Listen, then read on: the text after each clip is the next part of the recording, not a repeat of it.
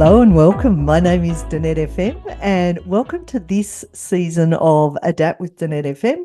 We're in season 2 and we're talking about collaboration and problem solving. And I'd love to welcome in our producer, Jez FM, who also happens to be my son. Exactly. Hello, everybody. Welcome to Adapt Season 2, Episode 2. Very exciting. We're going to have a great episode here. But I just wanted to explain a little bit about what the pod is. So the podcast that you're listening to right now is a companion podcast to the amazing book, The Adaptable Leader by Danette Fenton-Menzies, who is Danette FM. And we've done season 1 that was about adaptability. This season, we're focusing on problem solving and collaboration, which is, also to do with adaptability. So I guess today we're going to be talking about military level trust. Now, that phrasing is very specific. So, Danette, did you want to sort of give us any insights you had before we talk about today's guest and conversation? I loved this conversation. So our guest is Dr. Mike Smith, and he's got a long background where he worked with the Thunderbirds in the US, which are an amazing team of aviators who fly in formation, very tight formation. And he talks a lot about collaboration. And under really high pressure, really, if things go wrong, it is life or death. So I really love the insights that Dr. Mike Smith brought to this conversation. And we call him Doc because he's a good friend. Yeah, exactly. And he's done a lot of different things. He's worked with John Mattone. He's worked in the U.S. Air Force. He's got a huge history. And actually, if you're watching the video, which you can check out on YouTube or Spotify, check out his background. It's a very beautiful set that he's made for himself there. I think that we may as well jump right into this conversation because it's really good. If you have a notebook and pen, jot down some notes because there's a lot of really good examples throughout this conversation. Did you have any final thoughts, Danette? No, I think just let's get into the conversation. Let's do it. Enjoy, everyone. Hello and welcome, everyone, to the Adapt with Danette FM podcast. And today I've got a special guest coming all the way from the United States. So very excited to introduce Dr. Mike Smith. And Dr. Mike Smith, I'm going to hand it over to you to introduce yourself. Oh, thank you so much, Danette. First of all, I really, really appreciate the invite, and it's so good to see you. So just a brief background on myself. Again, Dr. Mike Smith. I did 26 years in the U.S. Air Force. My last 3 years, I had the honor and privilege of being selected as the first sergeant for the Air Force Thunderbirds. So we got to travel the world doing air shows all over the place. After retiring from the Air Force, again, very fortunate and blessed to be hired as a corporate leader in a Berkshire Hathaway Energy company. So I got to work for Warren Buffett and Greg Abel for about 10 years. Along the way, I got my PhD in industrial organizational psychology, so the study of businesses with the specialization in leadership development and coaching. Up until the end of last year, mid last year, I served as the group CEO for John Mattone Global. And then I recently just started my own thing again, released a best-selling book and off and running, helping everyone discover meaningful change through intentional actions, which is my tagline. I love that. Love that. And loved your book, by the way. It was awesome. So we're going to start with the questions. And Yes. the theme in this season is around collaboration and problem solving. So first question is, what have you seen or experienced that helps you with collaboration and or problem solving? So I think probably the best example I have of collaboration that leads to the success of a high-performing team was my time on the Thunderbirds. So when you talk about collaboration, one of the things I think there's really two sides of collaboration from my point of view and my experience, right? So the first side of collaboration are leaders being comfortable enough and confident enough in their people, peers, coworkers, subordinates, right, to actually initiate and trust the collaborative process with still some delegation, right? You can still delegate and collaborate at the same time versus just delegating and hands off and you're out of the picture, right? So the first part of collaboration, successful, meaningful collaboration, is the leaders' trust in the people that they surround themselves with and hire. The second piece to successful, meaningful collaboration is everyone within the different teams of the organization knowing their job, right? Inside and out, and really being attached to the two B's, right? Belief and belonging. So when they have those two B's as part of an organization, they know their job, they know what they're supposed to do, then that instills trust in the leader to then delegate through collaboration. Does that make sense? Yeah, that makes perfect sense, and a great, great answer. And I love how you brought in the bit about you can still be delegating in this, and because not everyone would think of that. So that's really helpful. All right, Yes. let's go to question 2, which is share an example of poor collaboration and or problem solving, and what were the impacts? Now, you don't have to name the organization. It's more just what was the experience and what was the impact? So, very good question, right? I'm sure a lot of your listeners can probably resonate with this, but so an example of poor collaboration is when I think leaders try to collaborate, right? But don't really do so, right? So it's more of a not even a delegate, right? It's under the guise of collaboration, but then the leader, for whatever reason, right? You've heard the old cliche saying, if you want things right, you might as well do it yourself. Or there's a deadline, like a real tight deadline for it, and there's maybe not as much trust in that moment as there could or should be. So the leader will enlist the help of others, right, to collaborate, but then still end up kind of taking the lead and doing most of the work by themselves and more or less shut out the help that they've invited in, right? So the outcome of that is, again, based on my experiences, the perception then among the collaboratees, if that's even a word, well, it is now, we just invented it. So the perception among those people is, well, I guess he or she just doesn't trust us. They asked us for our help. We're supposed to be doing X, Y, and Z, and we're not. They're just doing it themselves. So there's a perception of a lack of trust. There also could be a perception of the leader doesn't find enough value in us to trust us to do this, right? So then, in the absence of information, right, we can paint a really different picture in our own minds, right? So the perception could be then, well, I guess I'm not valued. Maybe they think I don't know my job as well as I should. So therefore, I don't have the opportunity to grow, to collaborate. So that can cause, right, a rift or a little crack in the team, and whatever fabric was there to begin with could start to come unfrayed. So that was the example of poor collaboration, right? Reach out under the guise of, but still kind of keep it yourself, which then could create the perception of what I just discussed. Great bad example. Yeah, I have to be careful how I say that. Yeah, great bad example. I love that. So let's go to number 3, which was, again, based on your experience, what tips do you have for others, including young people who may be just starting to enter the workplace, around developing their problem solving and or collaboration skills? Very good question. So I think the first thing I would say around problem solving skills is, number one, learn how to invoke and use critical thinking.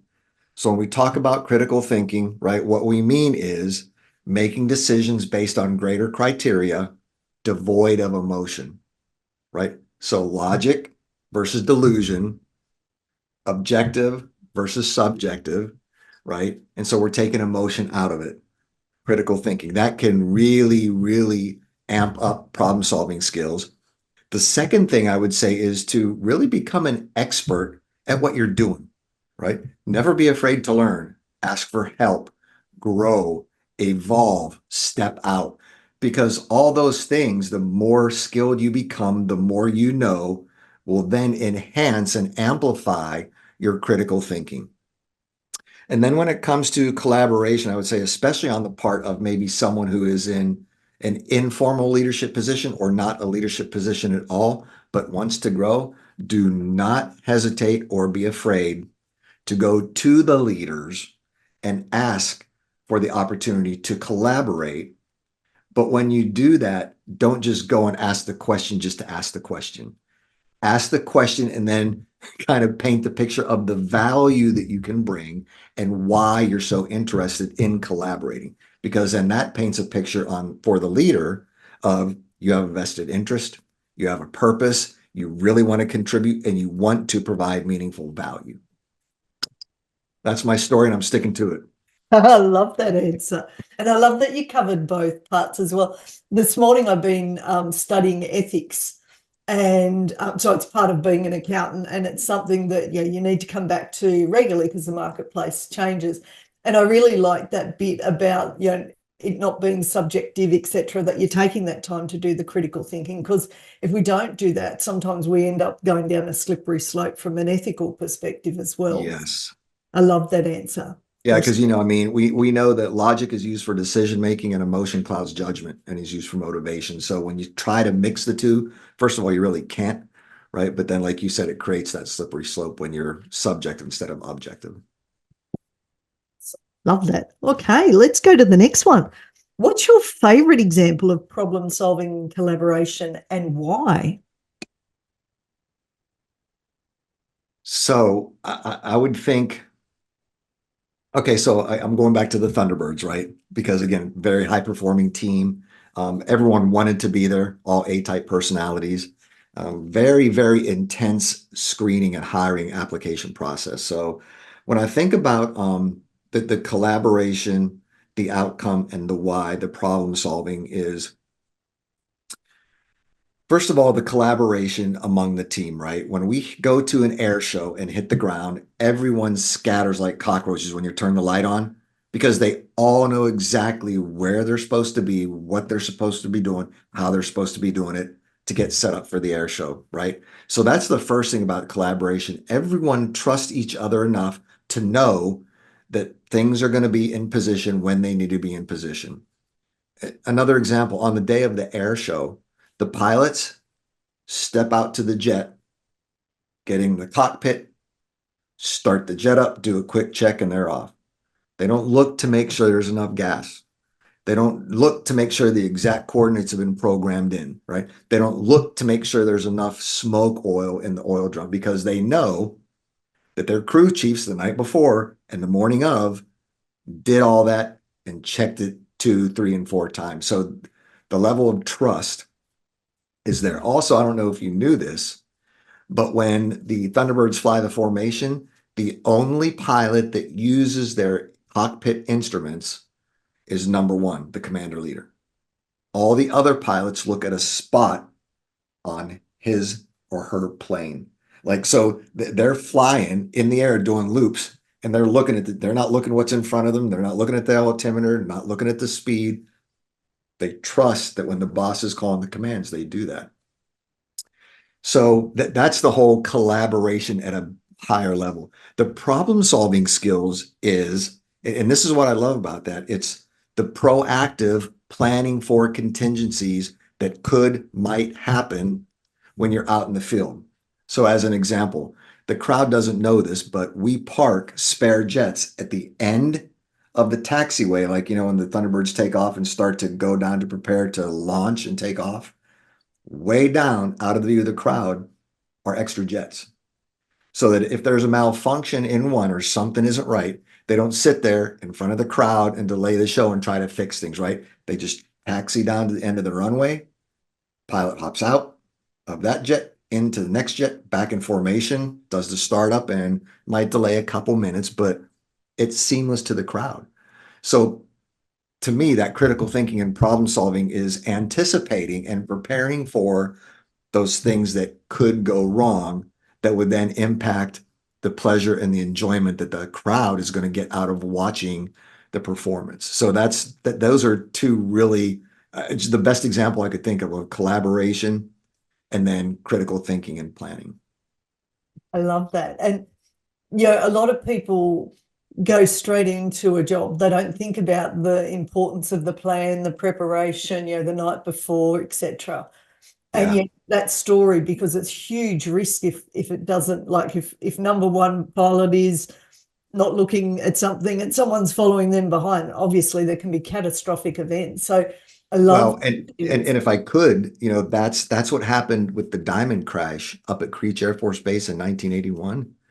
So they were coming out of a loop, the 4 jets, and everyone was watching the boss, of course. and he had a malfunction in his jet, and they all four went into the ground, and all four passed.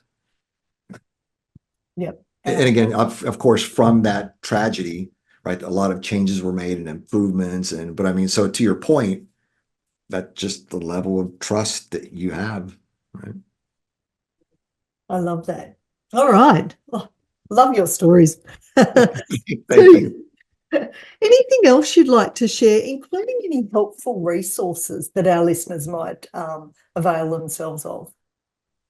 So I think, there's been a couple of good books that I've read lately. And you're going to have to forgive me. I don't recall some of the authors' names right offhand.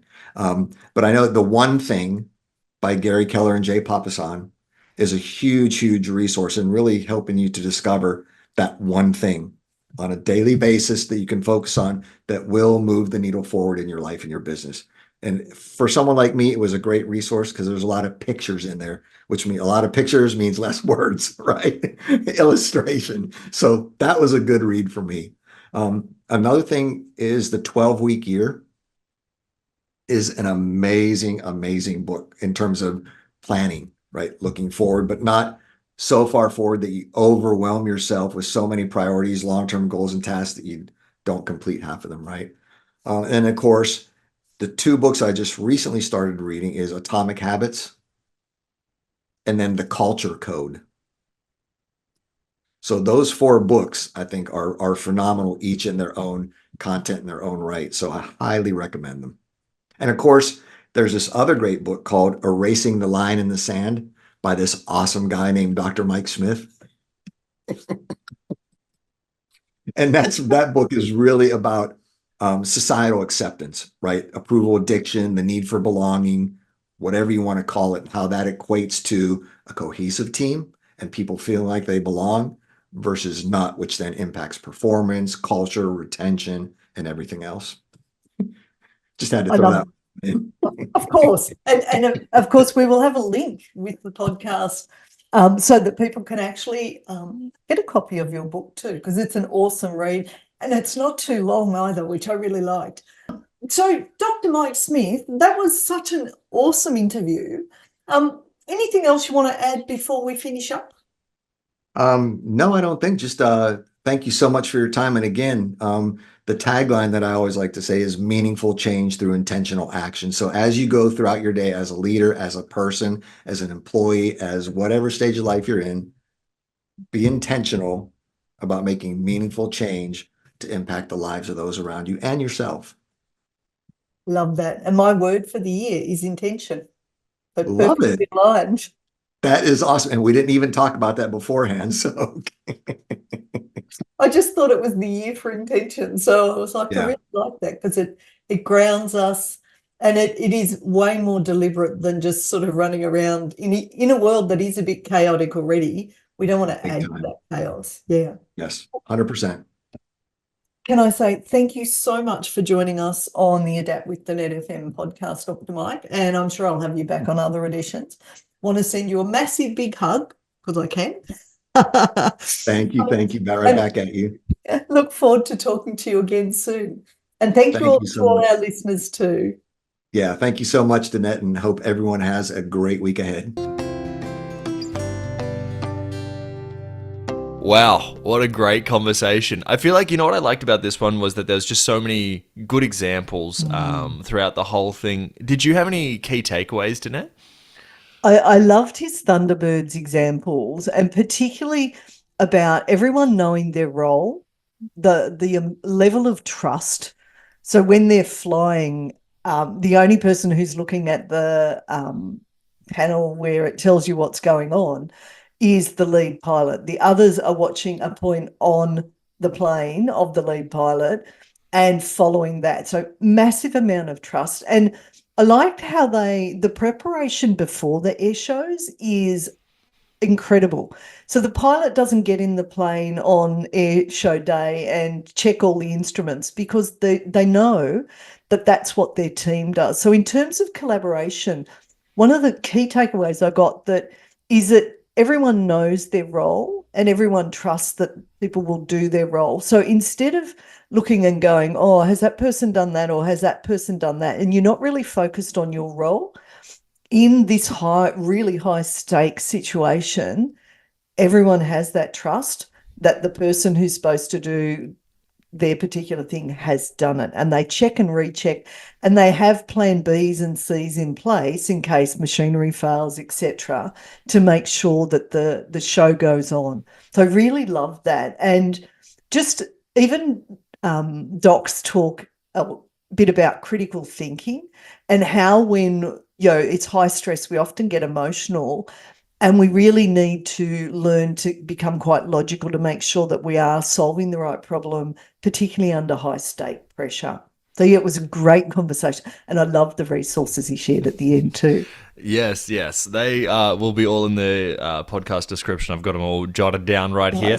The other thing that I wanted to highlight that I thought was really good was his thinking about leaders who think if you want something done right, just do it yourself, and how that creates a huge amount of lack of trust within the team. And I guess comparing those two examples of, him operating the sort of Thunderbirds unit, which is all about trust. It's basically built on a mesh of trust between engineers, pilots, and each other, versus a leader who is micromanaging and essentially through their actions saying, I do not trust you to do your job properly. And how much those two different things, like, he said how much he loved working on the Thunderbirds. And that is, I think, because of that trust factor. Everyone was so high performing and trusting of each other. It probably created a very valuable sort of bonding experience. So I just thought, because I've worked at jobs where there's been micromanaging and it's so hard to even be in the zone to do your job properly, and you feel that pressure. So I thought that was a really good example.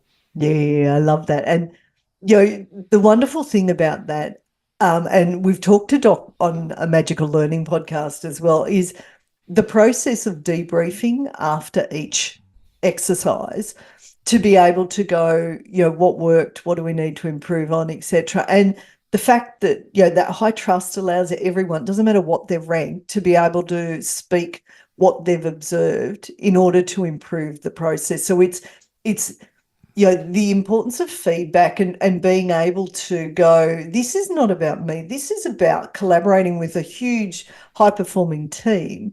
And so every perspective counts. And so being able to then debrief at the end and go what worked and what didn't is actually really good. It's not about blame, it's about learning. And I love that learning culture too, which obviously creates high trust too. Yes, great absolutely. episode. Absolutely.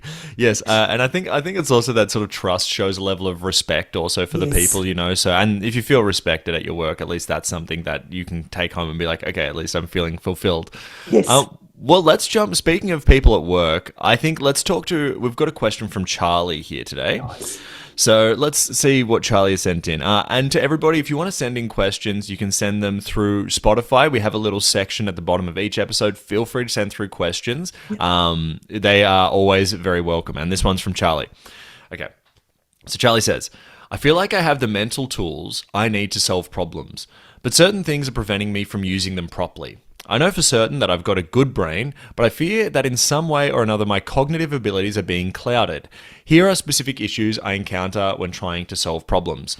Number 1, more often than not, I get overwhelmed when trying to solve a problem. I have all the information on my mind and a general idea of what to do with it, but my thought process always becomes a disorganized mess and I end up using my gut rather than my brain. Basically, my thought process falls in on me like a poorly constructed roof. A perfect example of this is when I try to plan a few turns ahead in chess. I know I want to create a setup in which I can reach a checkmate, but when I actually start planning, I get a sensory overload and my mind fills up with white noise, causing me to give up and play it by ear. Number 2, I often hit mental roadblocks that I just can't get past, once again leading me to say effort and use intuition rather than logic. And when I said effort there, I don't mean like take a lot of effort to do something. I'm bleeping the F word. And then finally, I have very little attention to detail, it seems. I always end up missing important little details that have something to do with the problems I'm solving. Any help would be helpful. So let's start with the first bit about the brain getting a bit overloaded. And it's a bit like if you ever wake up in the middle of the night and your brain keeps playing the same issue and you just can't seem to solve it, nor can you go back to sleep. One of the reasons our brain does that is it's asking for us to give it attention and focus. It's a really simple tip, Charlie, that definitely works, and I've used it many, many times, is I always keep a notebook beside my bed, and I have a notebook with me pretty much anywhere I go. When my brain starts giving me information, I write it down. Now, the wonderful thing about that is watching or looking at something that's written down is way easier than trying to connect floating thoughts that are going around in your mind. So the first thing I'd say is absolutely make sure you write it down. That will help in many, many ways.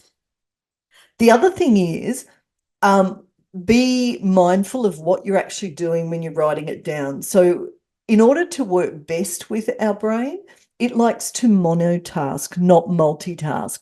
So monotask means it's focused on the one thing. So when you've got something that is complex, trying to do too many other things will just not work with your brain. So create a bit of space, maybe book a meeting with yourself and go through what you've written down and start to chunk it down, because often it's a bit like eating an elephant. We talk about if you eat an elephant, do it one bite at a time. So what you're trying to do is go, what have I thought about so far?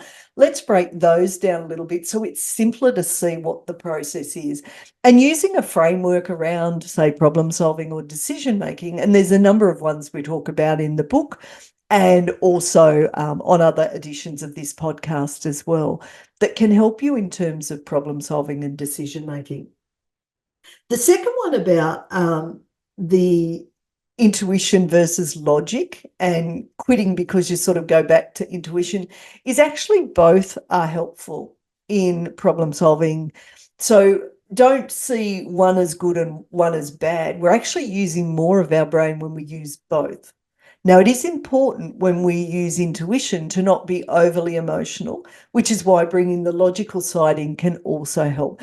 And sometimes it's actually just helpful to discuss that with someone else, because they'll see blind spots that we have, particularly on the intuition side if we're a bit emotional around things.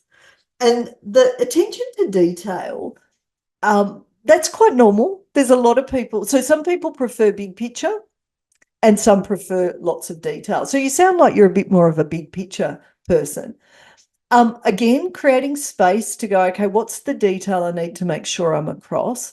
Bringing in a partner who actually might be really good at the detailing and talking through, or, you might send them an email saying, this is what I've picked up. What am I missing? And so you're collaborating with another person or a team of people in order to be able to pick up the details. So don't think that it's a bad thing. Go to those where it's a strength of them and collaborate with them, because then we get the big picture so that we don't get so bogged down in the weeds. And also you get, okay, what is it we need to make sure we do to deliver on what we need to do? Again, any frameworks you can use, whether it's, you've got a checklist, a particular problem solving approach. The idea is you can do it, and doing it with others often helps us make it more rigorous. Yeah, great example there, Danette. I mean, I think that it's certainly something that I've learned is that most of the organized people just are writing things down a little bit more than I am. That really is, at the end of the day, the human brain is not designed to hold a lot of ideas at once. And I think that I also forget that a lot, but I sympathize with Charlie on that one.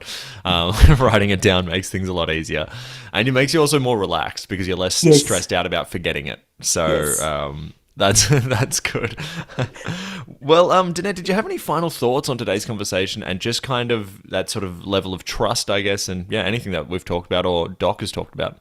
Yep. And I just thought of something else for Charlie. If you're really feeling a bit foggy-headed, use your brain. So before you go to sleep, ask your brain, can you sort through this and make it a bit easier for me? And just keep a notepad next to your bed and write down what your brain gives you, because part of when our brain does the heavy lifting is when we're sleeping. So it'll actually solve often what your issue is because you're sleeping on it. So that's great. Now, for this episode, what a great episode. Loved it. Always love my discussions with Doc. And I love the theme of that high trust. So whether we are collaborating, whether we are problem solving, when we give others the benefit of the doubt, we set them up so that they know what they need to do, when they need to do it, and then we get out of their way. That's where we see great performance. And knowing that if something doesn't quite work, that we can have that conversation, and it's not about our egos, it's about making a better process. So I just love the lessons that Doc shared. Amazing. Yeah. Well, and thanks for your insights as well, Danette. What a great episode. I just wanted to again highlight before we head off that this is a companion podcast to The Adaptable Leader by Danette Fenton-Menzies. Go pick up your copy. It is a great read, and you'll become more adaptable. The world's constantly changing. Why not be more adaptable? Yeah. So everybody, thanks for listening. Thanks for sharing. And as always, stay adaptable.